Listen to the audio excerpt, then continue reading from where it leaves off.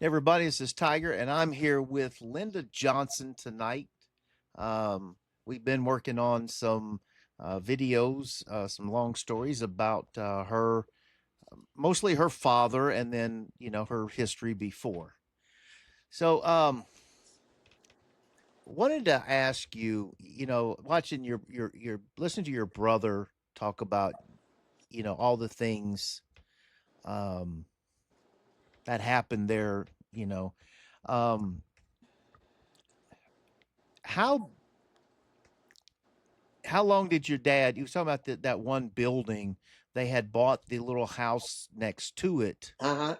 Um, was that where he kind of just kept his practice the rest of the time? Maybe about 40 years that he had that office.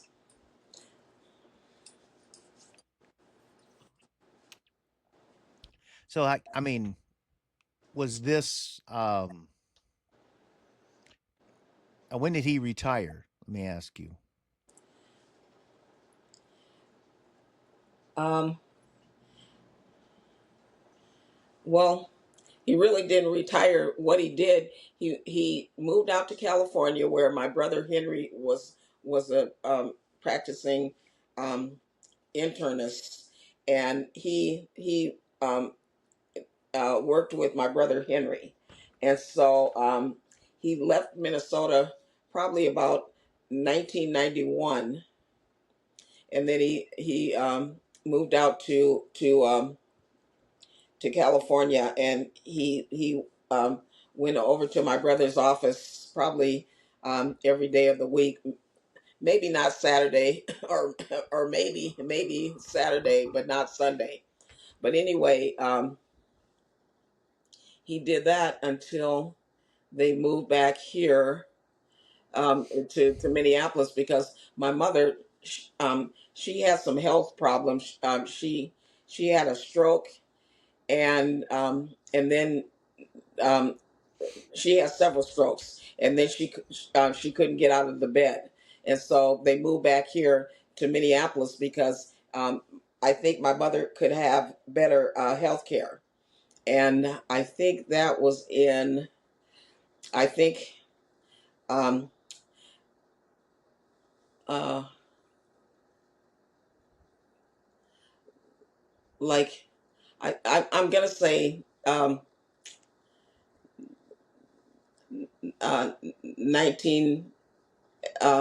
maybe 1997, because I think my mother died in 19 uh, um, 99. So yeah, but she lived the like 5 years in the bed. She was bedbound. So when he moved out to Los Angeles, did he just sold off the entire practice?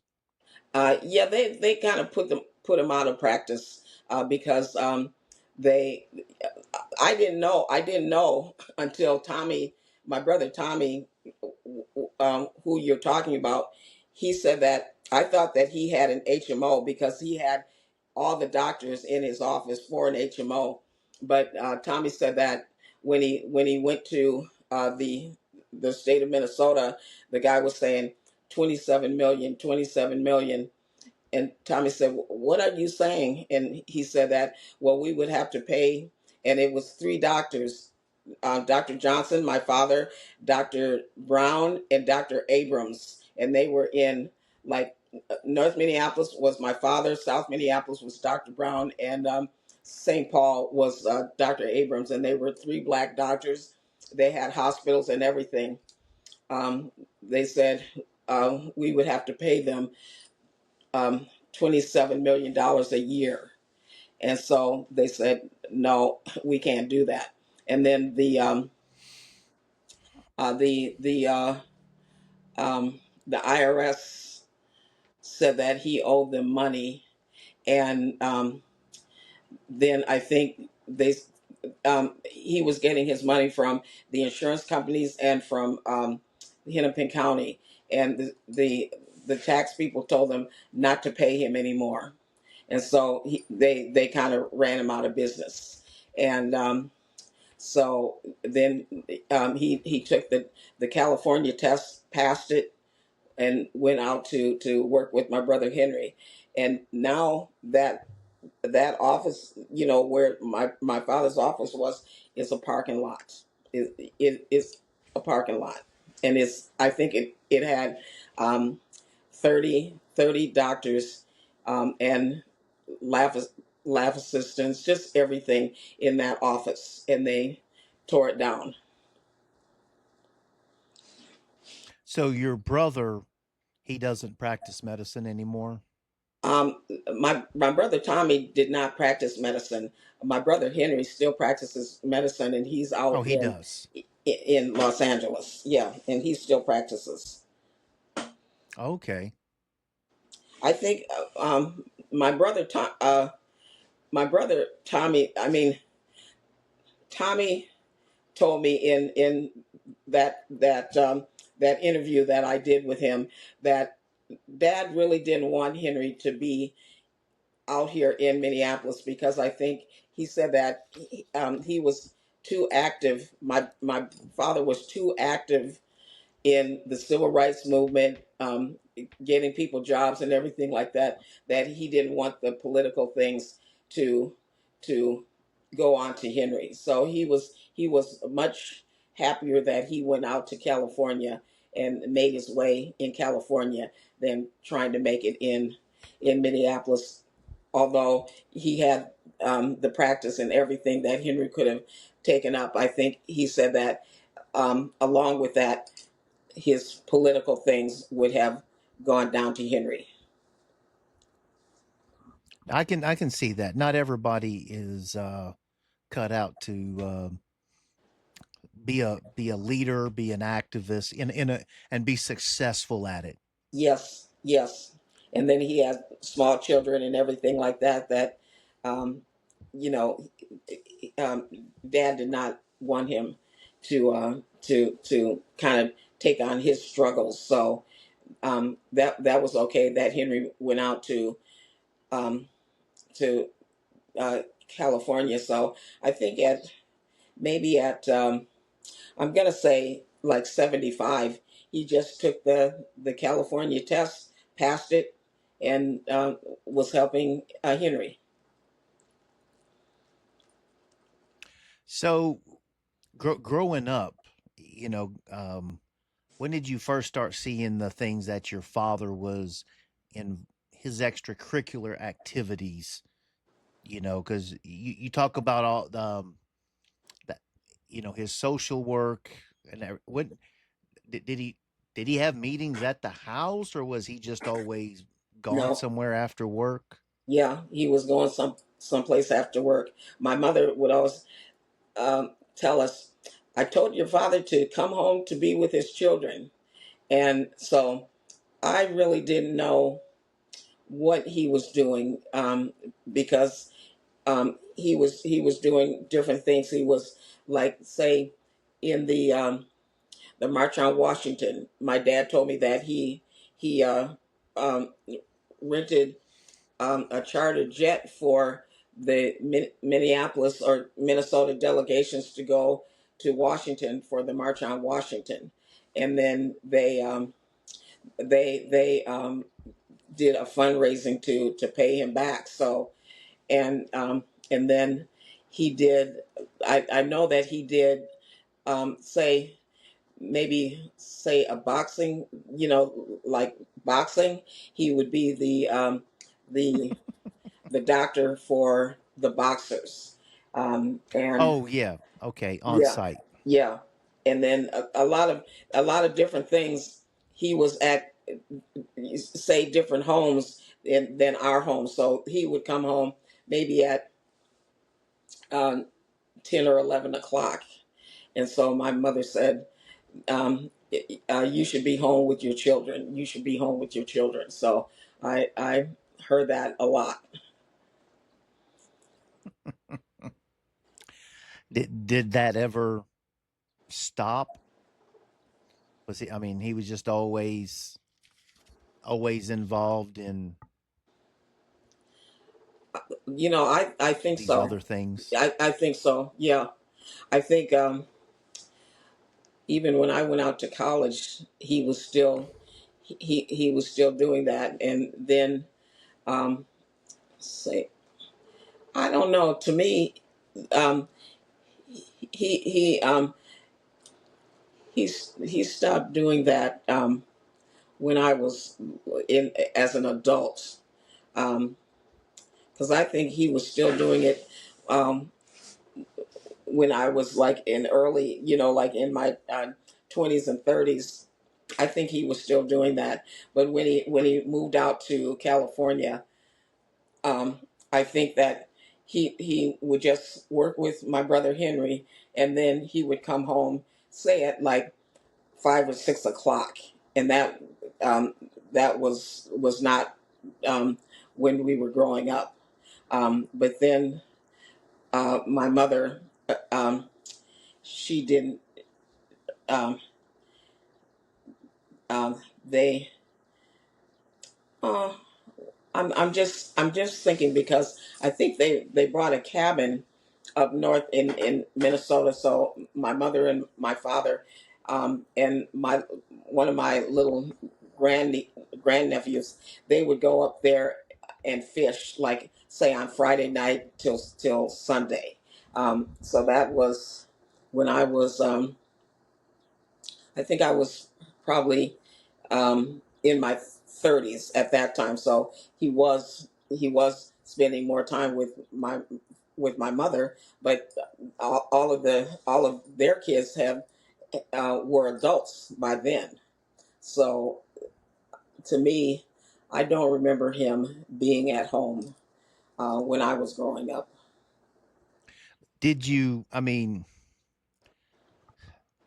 were you aware of the things that he was active in, and he's not home, but he's home for a reason? Did you understand those things, or you just knew that daddy wasn't home? I knew that Daddy wasn't home because when he would come home and she would have um, she would have like a steak for him for dinner, and I think he would have like rice and gravy and maybe a vegetable or something like that. I really didn't like steak, but I would go around and tap him on his shoulder and say, "Give me some of that. Give me some of that. Give me some of that." And he would put it in my mouth, and then I would uh, hurry back upstairs because our rooms were upstairs, and by that time my mother had sent us upstairs anyway, but I had come down to get some of my father's food and then go back upstairs. So I remember that, but I don't remember what he did. My brother Tommy was saying, which I had never known, that there was some black waiters at the athletic club, and I think in mm, I think in St. Paul, but I'm not sure. But anyway, my dad um, was kind of an activist with them, like marching around the block of the athletic club because they couldn't wait on the people that were on the top floor. Only white waiters could work on the top floor, and that was where probably all the say the influential, I'm gonna say white executives would eat, and so I think my dad got them, and I don't know how because I didn't hear about it until Tommy told me about it. Um, that they were able to wait on that top floor of the athletic club, and so I remember that. I think maybe it was in Minneapolis now that I'm thinking about it because there was a Minneapolis club and an athletic club. So maybe the athletic club was in Minneapolis as well because my father, he worked in Minneapolis. So I think it was in Minneapolis. So that was another thing that I didn't know until really a few weeks ago, when Tommy was telling me that was the first time that I heard about that. And the thing with my dad getting that plane for the delegations to go to Washington, and he didn't know that they had to sign a pledge that they would not hit anybody if they hit him. They hit them, and so they all signed a pledge. Now this was after he had rented the plane and everything, and my dad said he wouldn't sign the pledge because he said that if somebody hit him, he was going to hit them back. And so my dad didn't go, and everybody else went. And and and I think two two things that I have heard say on like public television, they were talking about my dad, and because he wouldn't sign that, and my dad was much mild mannered. I couldn't see him hit anybody. But he said that if somebody hit him, he was going to hit them back. And so he didn't go to this March on Washington. And he told me that, I think, when I was in my 40s, when he told me about that. So um, there was a lot of things that I didn't even know that my father did. And you're still learning every day. Yes, yes, yeah, I mean, it's just amazing when there's the connection I've got through you is that your dad was, um, you know, he didn't sit idly by, but he he, he wanted to change things in a good manner, and, yes, and a lot of times that gets overlooked. yes, yeah. And maybe he didn't want it to like come down to his children. So he didn't have meetings in the house and things like that. He would have you know go to other meetings and things like that. But when he was home, um, he was like mild mannered daddy.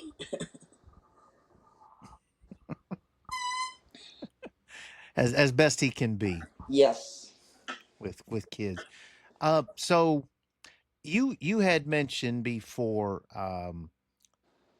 there were some, um in the welfare system and in the healthcare system. You mentioned before that, um forgive me, I'm going blank on this, but that people had to come into Minneapolis to get their welfare checks. You said they were flying in. I forget how you. Um, no, actually, this was on one of our, when we were talking on the phone one time. You were talking about that, because it was all the waste that there was something you were telling me about, and now I'm, because it was on a phone call, so I don't have it recorded. Okay. And Because sorry, I don't remember what I was telling you. you said there was two things that he worked with the state to get their laws changed, and one of them, um it was something with men in prison. I forget. um uh, I forget that part of the, because when we talked on the phone, there was a million things that went flying by. Okay. Yeah. But so how was it when you started learning, these things that your father did, because he had, I mean, he had a lot of fights, um trying to build a business as a black person in those days. Getting finance was always an issue. Yes. How is this when you start seeing it from the adult perspective, you start seeing the battles he overcame to become to build this business. Your brother said, they were having revenues of, 700,000-800,000 a year from that practice, and that's a lot. That's good revenue. Yes. I worked there as a receptionist, say, over the summer when I was probably 10th grade, 11th grade, 12th grade. And they had a waiting room, and to me, it had like 50 chairs in it. And all of those chairs were taken up. And so to me, I thought other doctors, their offices were like that. And I am not going to a doctor because I don't want to sit here and wait all day. And my father, he had other other practitioners in his office. So there was like a physical therapist, a gynecologist, an internist, a surgeon, uh, a lab, an X-ray, um, a dentist, an ophthalmologist, um, and I, I think that was it. So it Well, wasn't your just brother said they it wasn't just my father, but to me, it was my father, because I was behind the receptionist desk. So they would sign in, and then they would be called, and I don't know where they would go, because say they went to the nurse first and then they would go to the doctor. So I said, oh man, I am not going to a doctor to be sitting in a waiting room with um 50 people, so um and now I go and there's like uh, two people waiting, in addition to me, to see my doctor.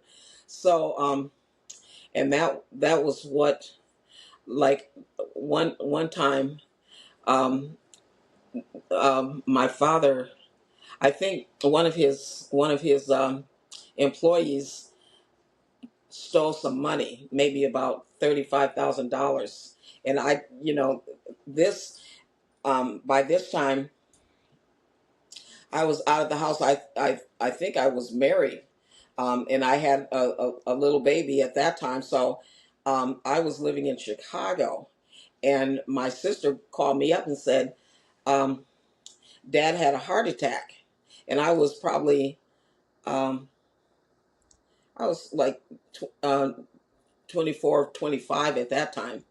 So I told my husband, "You have to do something." So he came.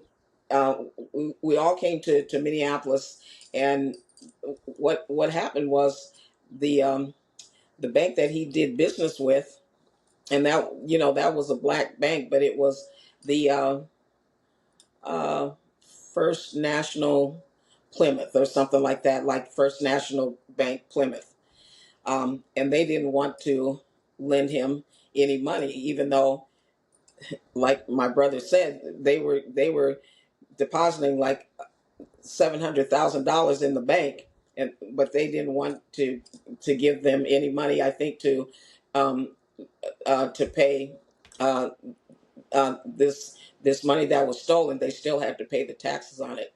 So anyway, my husband, he knew some people in Chicago. So he went, and I thought that he went to, say, the Nation of Islam and another bank, People's Bank. And so People's Bank, they decided to lend him the money, but they sent a representative to Dad's office to see if the waiting room was like the way that my brother had explained it to them. And so when the representative came and they saw all these chairs were were filled, And so they got back with the president and said, um, you know, they're telling the truth. And so um, my brother Tommy told me that the president of um, People's Bank, he was going to report for First Plymouth Bank, First National Plymouth Bank, for not, being their banker and not lending him money. And so finally, they did. The First Plymouth Bank um, loan him the money because I think they didn't want to, um, be like, I think it was like equal opportunity and things like that. That they didn't want like the Treasury Department and things like that to hear about that. Probably one of their biggest depositors they wouldn't lend money to. So um, they lent the money to them. So, but they I think they always had it in for my father that, especially in Minnesota, that he wasn't going to get that far. Your Tommy, he he, when did is he's retired and everything? Uh, well, he worked for the airline for many years, so he's retired from that. But he's always doing something. So I don't know exactly what he's doing, but um, he's not like, sitting on his hands, not doing anything. Yeah, his birthday was just yesterday, and he's 76 now. So, yeah. So is his wife still living? Yes. Okay, all right. Yeah. So what? He after he retired, he moved on down to Texas. Yes. Uh-huh. And they have two daughters. Um, uh, all of their children are adults, but they live down there. So, um, and they have um, uh, one is a senior in high school, and then the others are in elementary school. So I think they get to see them a lot. How does that? I mean, I just so listening to the stories, and he was talking about being young and the sun um, making him itch, having that reaction to the sun. How does that affect him now living down there? How does he? Is it just faded away, or does he just he Well, handles things differently? I think he goes out early, say like 6 or 6:30, when the sun is not like overhead, and he goes on a walk. So he said that he goes like on a 4 mile walk, and then he comes back inside, and then um, like he takes the children to school. So um, now he's in a car, so he's not just running around like when you're 9 and 10 years old, and on the farm and things like that. So I think um, the air conditioning, the car, things like that. That I don't think that he has trouble like he had when he was small, and he was not driving. He was just say running around on the farm, things like that. So I think that's a lot different. Okay, it didn't make sense really, but I guess if he's able to manage, how much time he's outside, then Yeah. um, Well, I know that he gets out early to take that walk, and then he comes back inside, and then after that he's in the car to you know pick up his grandchildren and take them to school and things like that. So he's not walking um, in the in the in you know when the sun is overhead. So you had your brother Henry, Yes. Tommy, yourself, and who? There were two more. Well, no, there was six of us. I had another brother, Richard, who's a little more than a year older than me, and he died in uh, 2020.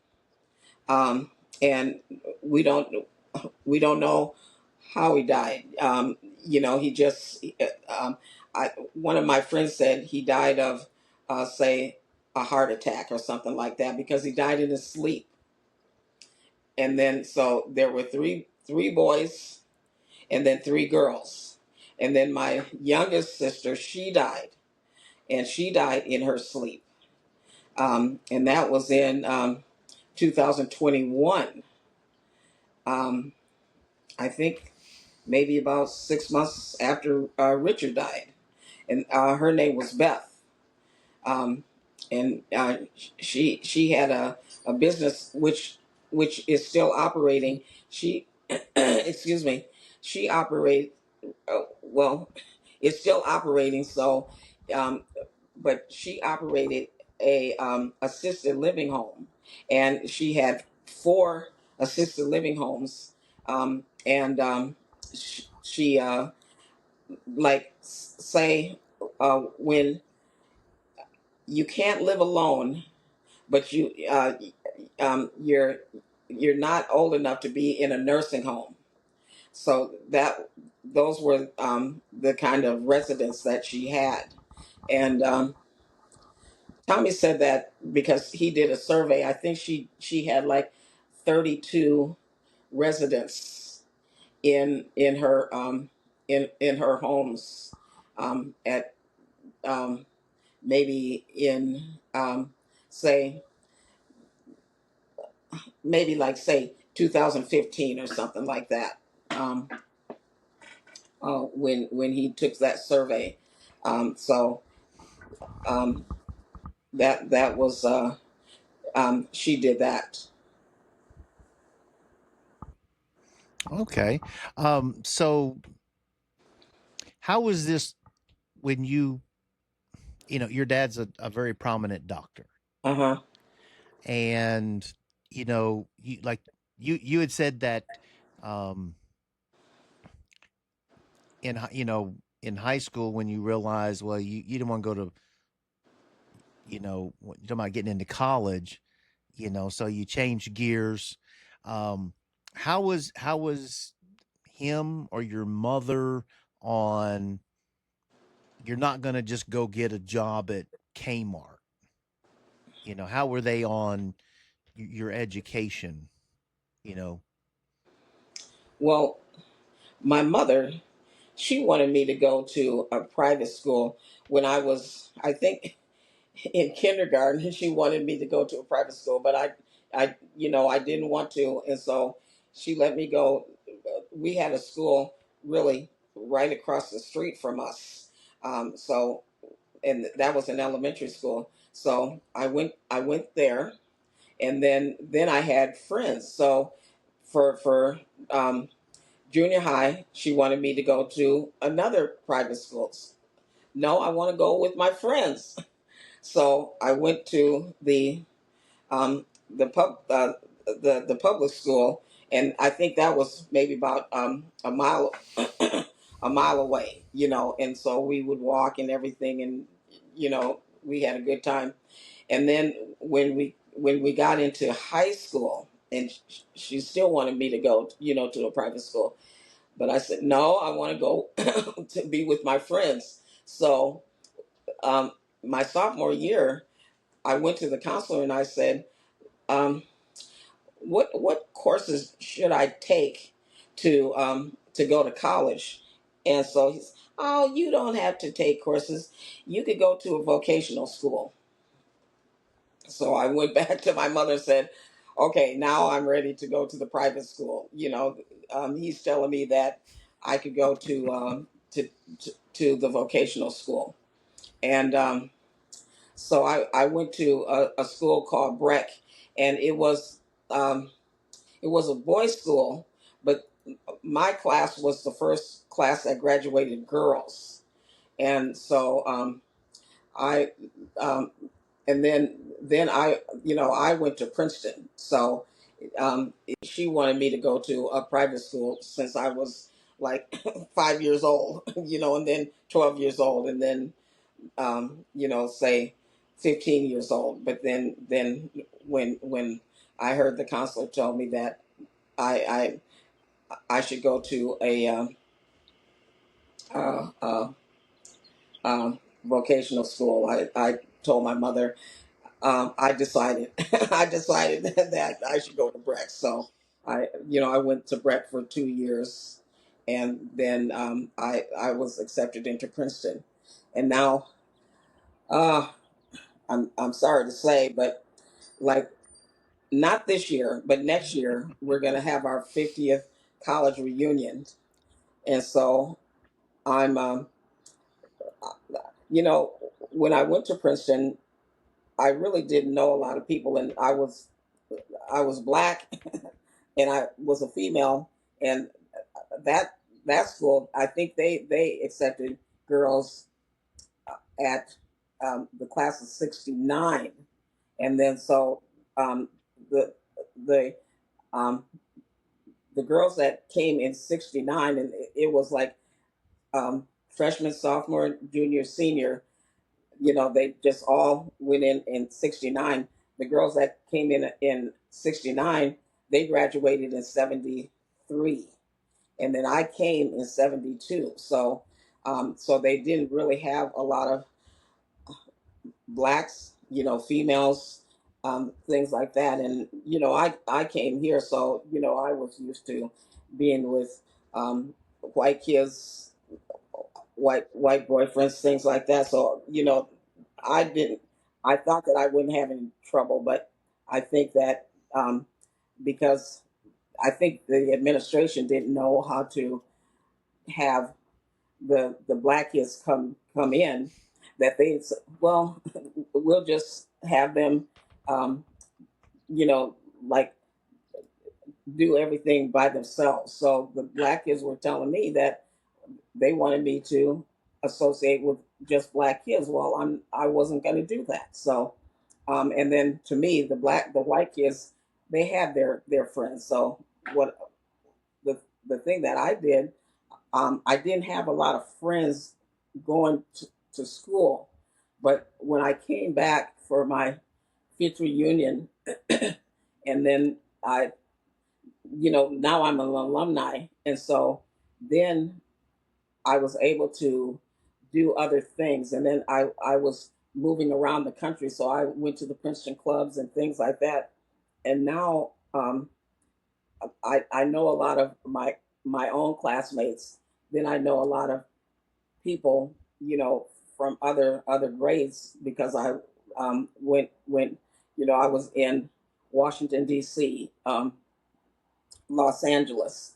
I really didn't do it in Chicago because I was first married and had a little child. So and then here in Minneapolis, so I know a lot of people now, and then I do a lot of things with annual giving.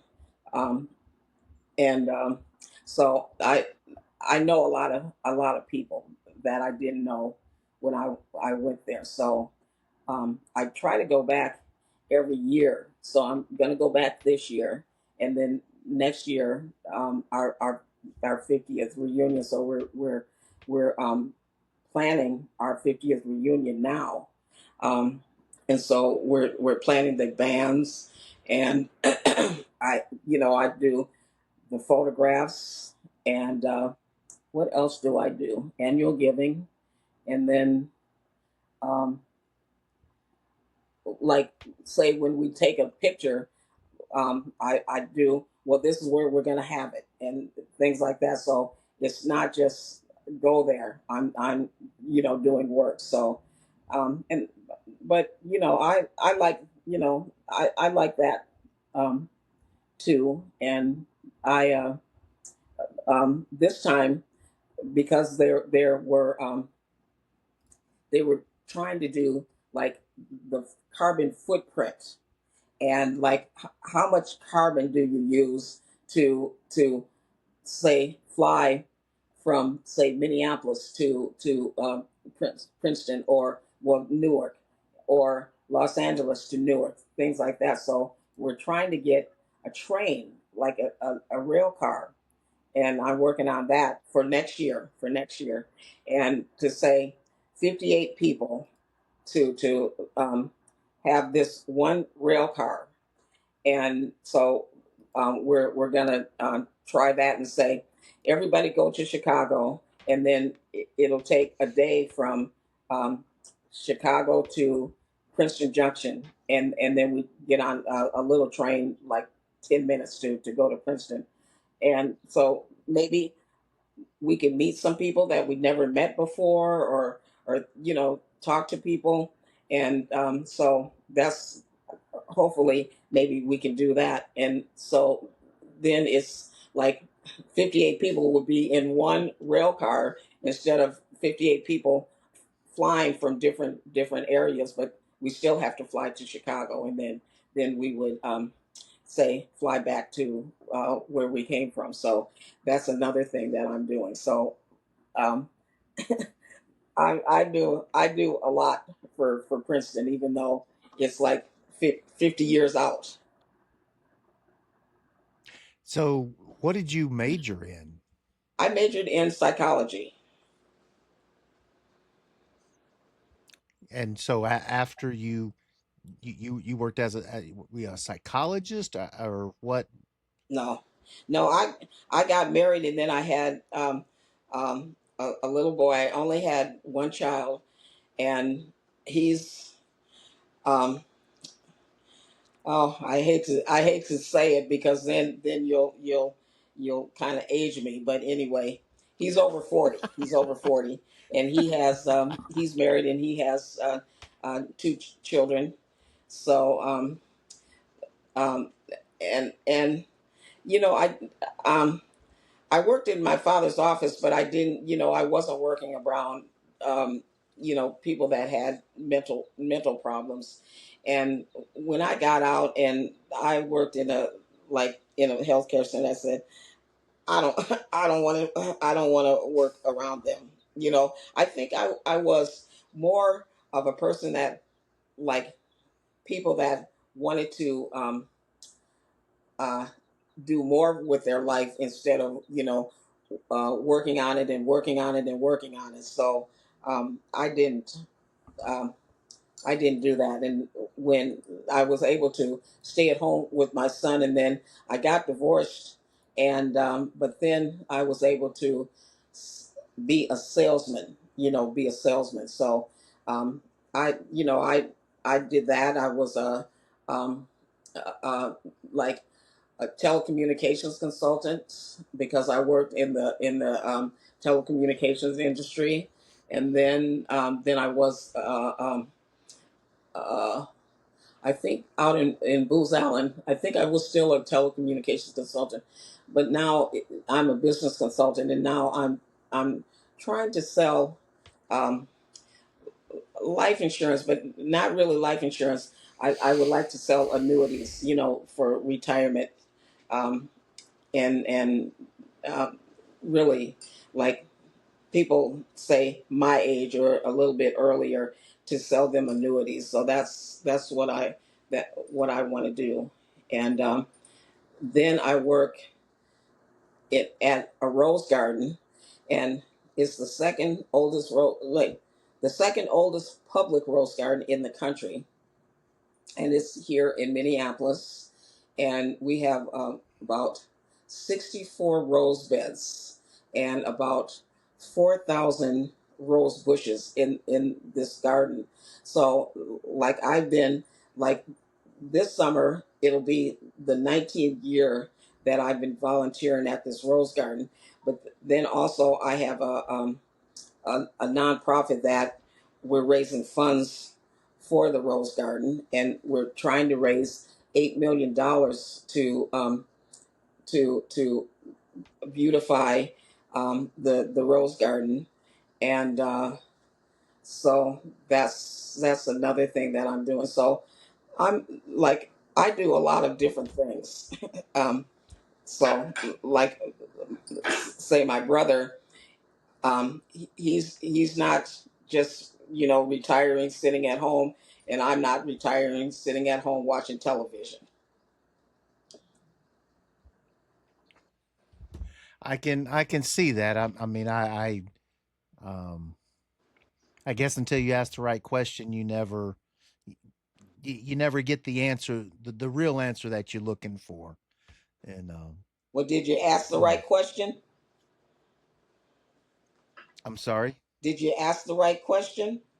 I did. I Okay. did. That was that was that was very interesting.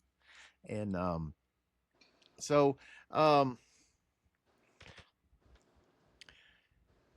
how your father passed? When did your father pass? In I think in 2002, I think. oh two. Okay, man. So he's been gone a bit. So what's um how often is it that you hear his references? I mean, because you're in Minnesota. This is where he had his business and everything else. So I looked in and I saw some things. There was uh, a Thomas Johnson building. It was like some kind of housing thing I saw. Um, I think uh, it you was know, the Dr. Thomas H. Johnson's Household Services.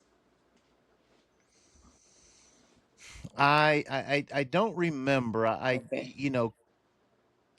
Well, Because that was probably there's my sister's business because it was Dr. Thomas H. Johnson Household Services, and then I think a lot of I was just at a dinner party um, last night, Easter Sunday, and there was a lady, and she was a black woman, and she was say 87 years old.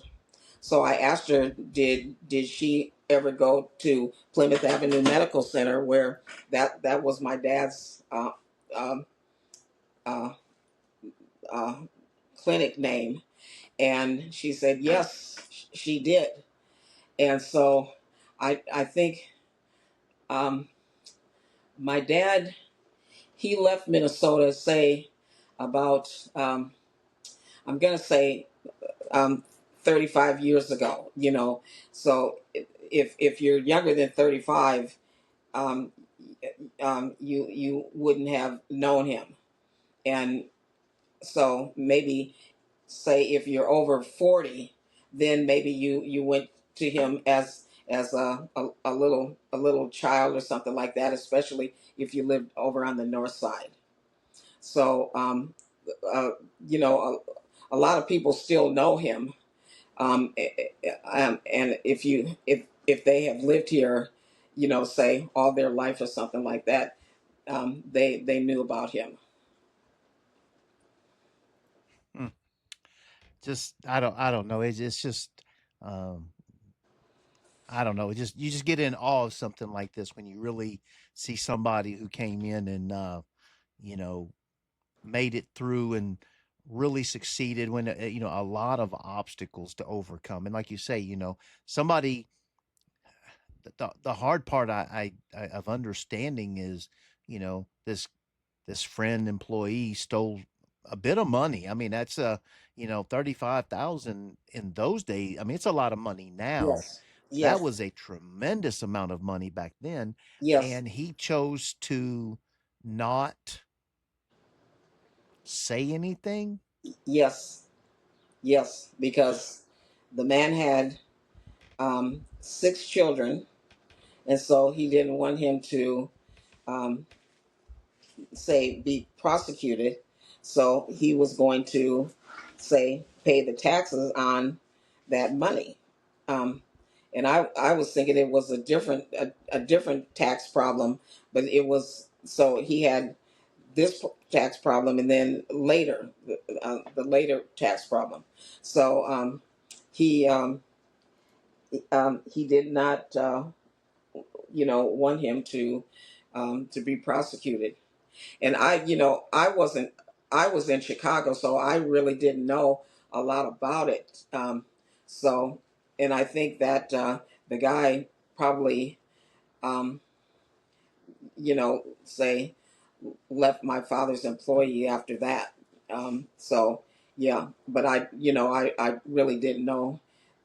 Tommy would have known more about it than I would. Yeah, I mean, it's just amazing that he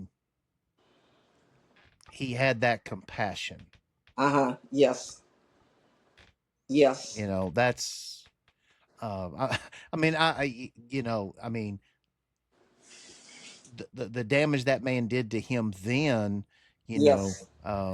I mean, that's still even in today's day, that's still a tremendous damage, you know. So I can't imagine, you know, you're trying to, you know, they were trying to get a new building, and then here you find out that this guy stole your money, and now you've got to pay back, you know, however that worked out, you know. Yeah. Yeah. It's Even the just taxes on that. yeah, yeah. So I mean, so your mother, Yes. so she went, um, your mother was going to what college? Spelman in Atlanta. And you were telling me she dropped out because of just financial. No, her father died, and I think in her family there were three boys and three girls, just like in like her family growing up. There were three boys and three girls, and then she had three boys and three girls, and so she was um, the oldest girl, just like me. Like three older brothers, and then her, and then two younger sisters. And so her father died when she was at Spelman, and so she quit Spelman, and I think it was probably around the say the World War II days, and so she enlisted in the army, and I know that she went to Utah, and I think she was. We had a picture of her, and I think she was the only black woman in, say, her I'm gonna say her barracks, and so um, that's that's the way that she did, and so she was able to send money back to her mother, because I know that she had two younger sisters. I don't know, you know, I think her oldest brother, he died of meningitis. I think when he was about 14 years old. So maybe she had two older brothers, and then the two sisters. And so that's what she did. And then my mother and father, they met in in Atlanta, I think at a minister's home, but I don't know, like, say what time that was, but I think they were married in 1944. I remember that, and then Tommy was telling me in my interview with him that my father, he was in Africa, and he was in Africa like before he got married, and then um, I think I don't know if it was like one or two times before he got married, and then he said um, he wanted to say, I have to ask my fiance if she wants come back to Africa, which she did, and so that was after they got married. So I think, say, my father, maybe I know that he was there twice, and then my mother was there once. As far as I know, because I knew that they both were there, um, but yeah, um, and they were there for um, say, well, if they got married in 1944, and my uh, Tommy, and he's my oldest brother, he was born in 1949, and so I think that they were there probably about 4 years, and I know that my mother would say, the doctor, she was trying to get pregnant, but she said that um, when she was driving a jeep with my father and maybe another guy, and they were going over, like, bumps, and it wasn't like a straight street, and so the doctor said, you're not going to conceive because you're driving this jeep. And so I think by the time they left to come back, um, that was when she was pregnant with Tommy, and that was, probably in say 1948, and he was born in April of 1949. Okay. So you during your life, your mother was she was a housewife. She supported your dad. Yes, yes. I Well, think if your husband's a doctor, that's a good thing. yes, yes, and I think she made um, like crucial decisions, that helped him get farther along. And so I think they were very good together. To me, I never saw them fight. Never, never. And even to say, when she would say, "I told Tom that he should be home with his children." Well, we didn't hear that. Maybe we were upstairs and they were downstairs, because they slept downstairs, and all of us slept upstairs. So maybe she had that conversation with them, when we were upstairs, or maybe when we were at school. They were talking, but I never heard them argue or anything. That's why I said my father was a mild mannered person. I could never see him hit somebody. To say, I'm not going to the March on Washington, because if they hit me, I'm going to hit them back. I would never. Um, you know, I couldn't even imagine him doing that. And then, of course, my mother, they never they never fought. They never fought. So, um, and I think, to me, he would just give her everything that she wanted. But she didn't want a lot of stuff, but he would, if she wanted something, he would give it to her. So he was really a good husband. And she was a good wife and everything like that. I think I thought that I could be a housewife, but it didn't turn out that way for me. And now, I to me, I don't think that I could just stay home and not do not do anything. And not that my mother did uh, not did she did things, because she had like 6 kids. She cooked for us, she washed clothes, she drove us. So it's not she's lying in the bed, because she wasn't lying in the bed. But to me, um, I think I would still have to make money.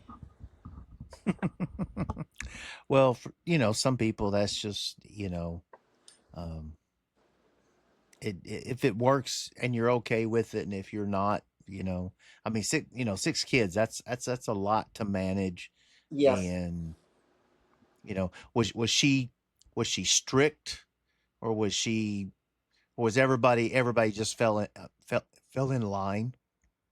I think she was stricter than my father. And then say when they say uh, good cop, good cop, bad cop. I think she was the bad cop and he was the good cop. So, but I think because they were both from down south, my dad was from Texas and my mother was from Georgia. I think they they were brought up with some mannerisms and things like that that we knew. Let's say um, she's talking over on the phone. Well, to me, we weren't gonna, mom, no. Like, if she's on the phone, we wait until she's off the phone, and then we could do that. And then I see some of my friends, and even my relatives, if when the kids say, "Mom, Linda, hold on a minute," my mom did not do that.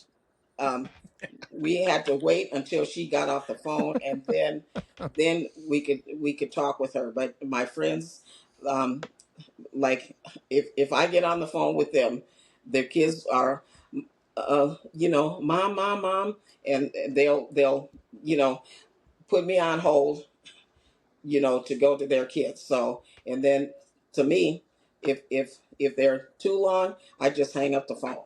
So that's my answer to it. But yeah, um, they um, they like the kids today are not brought up the way that we were brought up. No, absolutely. Um, you didn't interrupt your parents. Yes, That was a big thing. I mean, and I remember my mother and their stories. Because her our father, he would get this. They got whipped. I mean, they got whipped a lot as kids, and you know, I've been fortunate. I've swatted my kids once or twice, but my girls are just they're the best. So I've never had to go down that road. yes. And I hope, you know, they're 9 years old. So, one day when they're going to start sassing off. I don't think that they would, like, if they would have already done it. But um, my mother would say to my brother Richard, "Go get me a switch," and then he would bring back the switch that would break or something like that. So I think probably with them, my mother and father growing up down in the South, and then probably their mother, "Go get me a switch," and then they would bring back a switch that would, you know, tan their hide or something like that. But my brother Richard, he would go get something that would break, break. So, yeah, Or just never come back. yeah, go off and play. Yeah, but Yeah, that's we had a really a good time, and I think you know, um, my my my my my father's two brothers came here to Minneapolis, and I think one had 5 children, the other had like 7 children, and so some of the kids, they would come over to our house, the ones that were our age, and they would spend the night and things like that. So my mother, she would always, like, it wouldn't be, I have 6 kids and I'm only cooking for 6 kids. Like, there were always somebody else at the dinner table. So I that would be my mother. Even friends, friends would come, and if they were at our house at dinner, she would say, well, you have to go home. No, you can sit down at the dinner table and eat. So that's the way that my mother was. That's good. So, here's my last question tonight. Yes. So, who was your dad's favorite?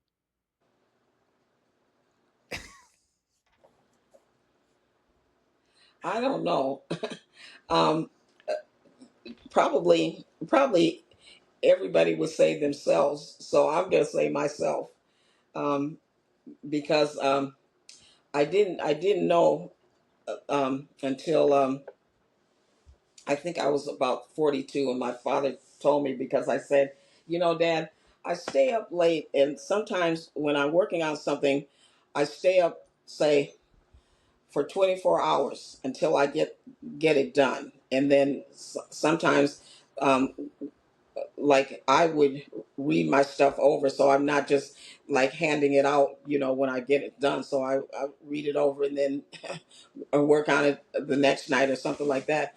And so he told me that when I was born, um, I um, I didn't go to sleep, and so my mother had three kids, three kids waiting at home, and so the oldest was 5, 3, and 1, and my brother Richard he was born in May, and I was born in September, so he was like one, like, say, 16 months old, 17 months old, um, when I was born.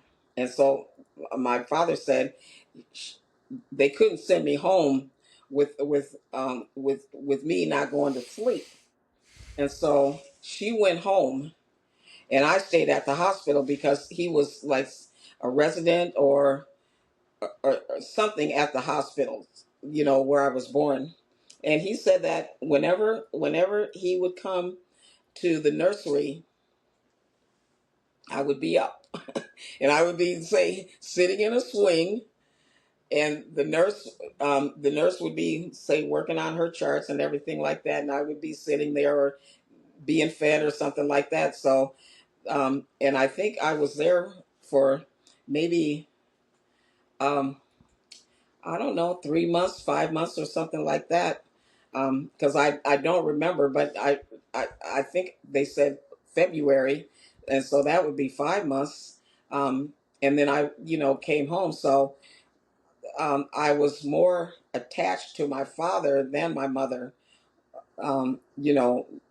early on, and I know, that I wouldn't go to sleep until my dad came home and things like that. And if I I was mad, I was call out for my dad, things like that. So um, I would say, for me, him, but to me, I think, um, probably everybody, if you would ask, um, all my brothers and sisters, I think that they would say themselves. So that's the way that my dad did.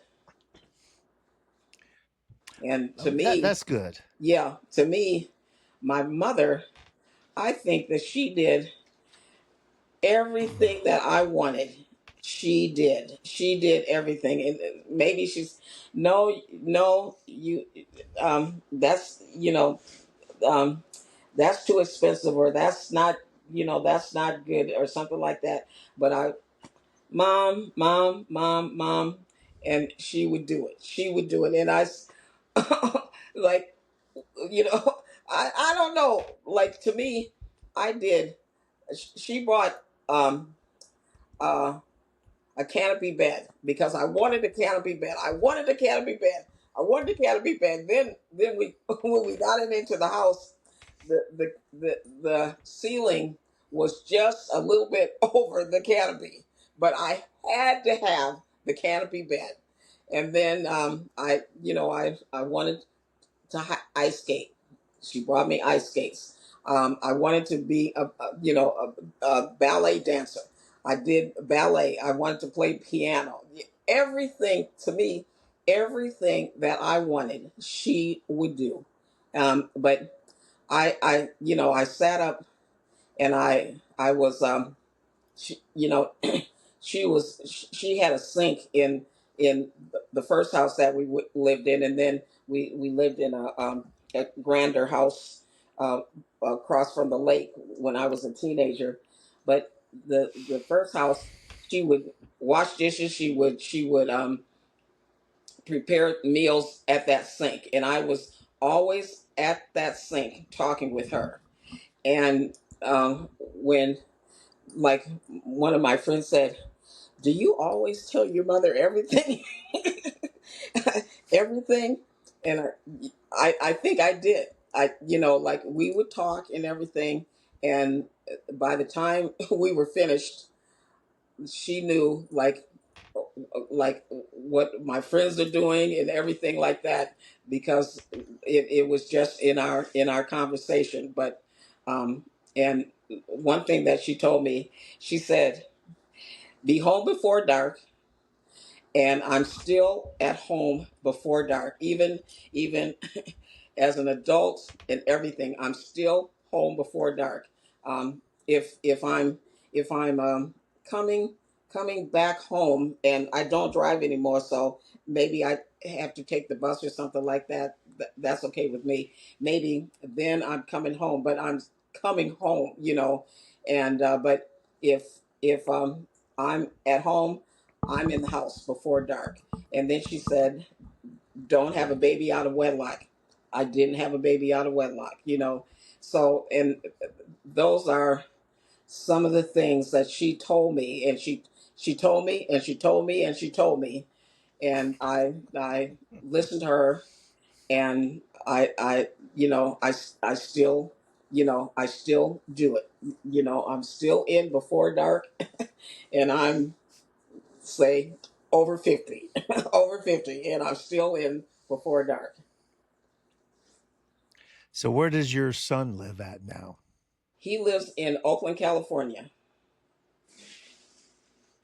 Oh, okay. All right. So you don't get to see him or the grandkids very often. I try to get out there, like, say, around Halloween, because I like their mother.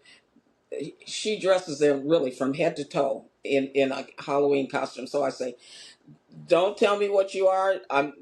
You're gonna surprise me. You're gonna surprise me. So the older now, the older son is 13, and so he's kind of getting out of the costumes, and then the daughter is 10, so she's still in the costumes. But I think the son, when I went out there last year, he had on a costume, but it was like a uh, a street worker costume. So it wasn't, you could wear that anytime, like a khaki pants and a shirt and a vest or something like that, and a hard hat. So I think that this year maybe he's gonna go, but not wear anything, but just go for the treats. So and then I go to I'll be out there for a week, and then um, his mother-in-law, father-in-law, and um, like two of his wife's, well, really three of her brothers and sisters live out there. So they do a lot with um, her family, but I know, like, her mother, and my husband, he married again. I know her, Polly, and we always try to do some things together. So I know a lot of people in her family, in my son's extended family, and then I have some friends from Princeton. So I go out there, and probably every day I'm doing something with somebody. And then I go down to Los Angeles, where my brother is, and his wife, and he has 4 kids, and they still live in Los Angeles, even though they're adults, so they don't they're not living with him. But I stay there a week at each place, so I'm not, you know, Linda, can you go? When are you leaving? So I leave in enough time so that, we shed a few tears, and then I go to to my brothers, and then I come back home. So I do that, Princeton for my reunions, and then out to California for um, for like Halloween and things like that, and then I just come home. And I would like to do some more traveling, but I really don't like to travel by myself. So if I had somebody that I could travel with, then I would like to go to like Mount Rushmore and things really around the country that I've never seen before. I would definitely like to do that, but um, that's that's my vacations. And then um, this past year I went to Dallas for this insurance convention, so I'm going to do that again. But that's um, I really didn't know a lot of people, but I stayed at my niece's house, so that's I knew somebody that when I would come home I would talk with her and things like that. So um, I I really don't like traveling by myself. So I you know Right. yeah. All right, Linda. Been an hour and 20 minutes, so I've got to get off here for a few minutes and um, take care of some things. So Okay. um, anyway, I'm gonna stop the recording here. Hang on here.